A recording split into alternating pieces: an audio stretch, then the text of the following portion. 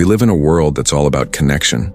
Being popular, having tons of friends, hitting up every party, and posting everything on social media. That's the perfect life, right? But then, there's this quiet group of people who go the opposite way.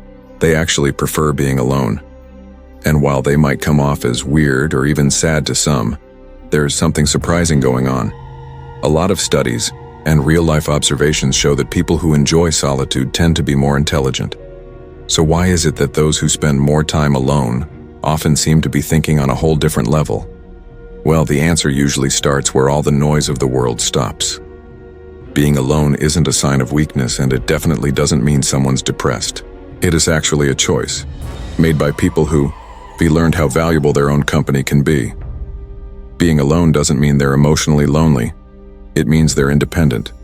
People who like solitude usually have this deep, complex inner world, and that's no accident. In silence, they go deep in thought, question everything, reflect on their values, and observe human behavior in ways that the busy crowd can't. Silence isn't punishment for them. It's like a lab where big ideas are born, a place where self-awareness and critical thinking get to grow. People who are drawn to solitude usually have higher emotional intelligence too. They're good at checking in with their feelings, figuring out what triggers them, and working through it, without needing anyone else's approval. They're not chasing applause every time they achieve something, and they're not out here exposing their pain just to get sympathy. They get that real understanding comes in quiet moments, not from the noise of other people's opinions. That's why they handle setbacks and emotional pain better. Not because they feel less, but because they actually feel things on a deeper level.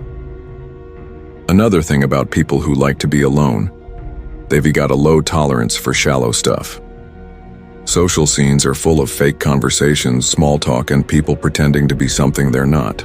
But folks who are cool with being on their own, they're not into that. They want real, raw conversations, even if they don't happen often. And when there's nothing meaningful to say, they're totally fine with silence. That's not arrogance. That's wisdom.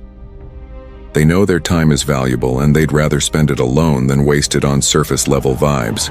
You also see how smart these people are and how they deal with boredom. Most people freak out the second things slow down. They dive into their phones, binge-watch shows, or go find someone to distract them. But people who like being alone, they turn inward. Instead of needing outside entertainment, they create their own. They read, write, explore hobbies. They feed their minds with real knowledge. And this habit of growing in silence turns into a major advantage. While everyone else is busy with noise and distractions, they're leveling up in quiet. There's another thing. People who enjoy solitude tend to make way better decisions. When you're not caught up in group pressure or social trends, you start thinking clearly. You don't follow the crowd just because it's easier. You weigh things, ask questions, and choose what actually fits your values. That kind of decision-making takes serious inner strength, the kind that only grows when you re-okay being by yourself. These people know what they want. And even more importantly, they know what they don't want. And they're not afraid to say no, even if it means standing alone. And it's not just a theory. A ton of history's greatest minds were major fans of solitude.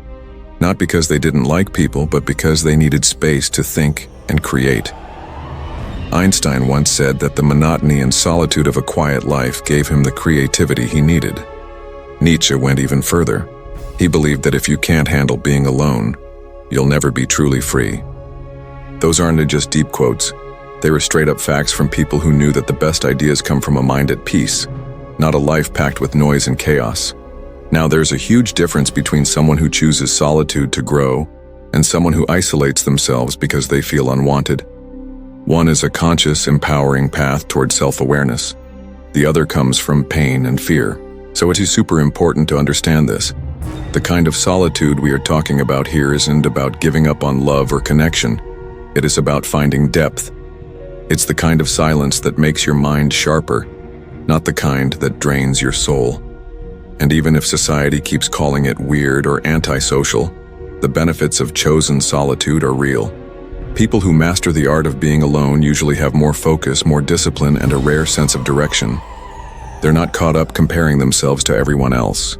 They don't live for likes or attention. They know that the value of life isn't in how loud it is, It is in how real it is. And in today's world, that kind of clarity, that's rare, that's powerful. At the end of the day, what really separates the loud from the quiet, the scattered from the focused, the distracted from the present, is how comfortable you are with yourself. Being alone is like a test of emotional strength. If you can sit in silence and not go crazy, it means you've made peace with your own mind. And when you're good with yourself, you don't get lost so easily. That kind of inner strength isn't taught in school. You don't learn it in a course. It comes from the courage to face your thoughts and stay with them long enough to grow. That is a kind of intelligence you want to find on a diploma.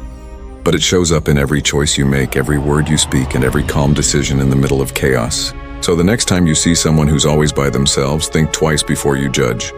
Maybe they're not isolated. Maybe they're free. Maybe they're not sad.